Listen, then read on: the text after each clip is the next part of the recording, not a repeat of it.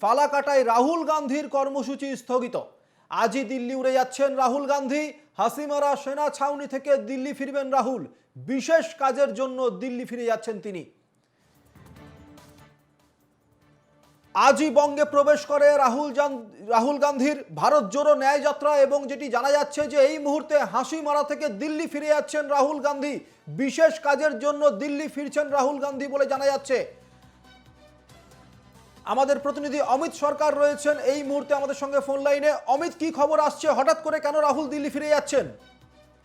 একদমই সুমিত, দেখো আজ যে ন্যায় যাত্রা, সেই ন্যায় যাত্রা করে কিন্তু কোচবিহারে ঢুকেছেন এবং কোচবিহারের শহর হয়ে খাগড়াবাড়ি চৌকি হয়ে কিন্তু তিনি যেটা শিডিউল অনুযায়ী ছিল যে ফালাকাটা যাওয়ার কথা, কোনো বিশেষ কারণে কিন্তু সেটা বাতিল করেছে এবং হাসিমারা যে ছাউনি আছে, সেনা ছাউনি, সেখান থেকে বিশেষ বিমানে করে কিন্তু তিনি উড়ে গেলেন।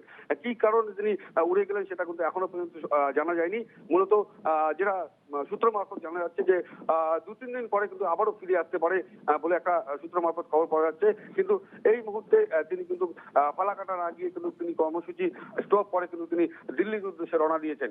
সুমিত, অর্থাৎ অমিত, যেটা জানা যাচ্ছে, তুমি যেমনটা আমাদেরকে জানাচ্ছ যে 2-3 দিনের জন্য রাহুল গান্ধী দিল্লি ফিরে যাচ্ছেন, অর্থাৎ মানে বঙ্গে যে সমস্ত কর্মসূচি ছিল আগামী 2-3 দিন রাহুল গান্ধীর, তার সমস্ত কিছু স্থগিত হয়ে গেল।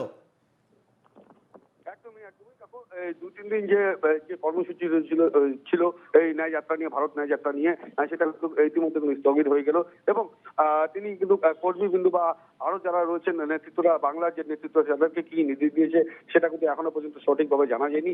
কিন্তু এই ন্যায় যাত্রা কিন্তু তারা চালিয়ে নিয়ে যাবেন বলে এরকম শোনা যাচ্ছে। কিন্তু এখনো সঠিক কিন্তু কি রয়েছে আগামী দিনের কর্মসূচি বা এই দুদিন কি করবে সেটা কিন্তু এখনো সঠিক জানা যায়নি। কিন্তু আজ বিশেষ কারণে কিন্তু তিনি দিল্লির উদ্দেশ্যে হাসিমারা সেনা ছাউনি থেকে কিন্তু বিশেষ বিমান করে উড়ে গেলেন। সুমিত, অর্থাৎ অমিত, আমরা দেখতে পাচ্ছি যে আমরা দেখেওছি যে রাহুল গান্ধীর ভারত জোড়ো ন্যায় যাত্রা যেই মুহূর্তে বঙ্গে প্রবেশ করলো, সেই মুহূর্তে তৃণমূলের সঙ্গে একটা সংঘাতের পরিস্থিতি তৈরি হয়েছিল, এবং তার পরপরই রাহুল গান্ধীর এই দিল্লি যাত্রা কোথাও না কোথাও গিয়ে একটা রাজনৈতিক বার্তা বহন করছে। একদমই দেখো, সেটা কারণ একটা হয়ে দাঁড়াতে পারে। সেই কারণেই কিন্তু তিনি চলে যেতে পারেন বা অন্য কোনো কারণ হতে পারে, যেটা একটা যেটা পার্সোনালি একটা কারণ শোনা যাচ্ছিল যে মূলত তার বাড়িতে কোনো সমস্যা হয়েছে বা তার মা বোধহয় কোনো অসুস্থতা রয়েছে, এরকম একটা কোনো ঘটনা শোনা যাচ্ছে বিশেষ সূত্র হিসাবে। কিন্তু কি কারণ এখনো কিন্তু সঠিক সেটা পরিষ্কারভাবে কিন্তু বোঝা যাচ্ছে না। অনেক ধন্যবাদ অমিত, আমাদের সঙ্গে ছিলেন কোচবিহার থেকে আমাদের প্রতিনিধি অমিত সরকার।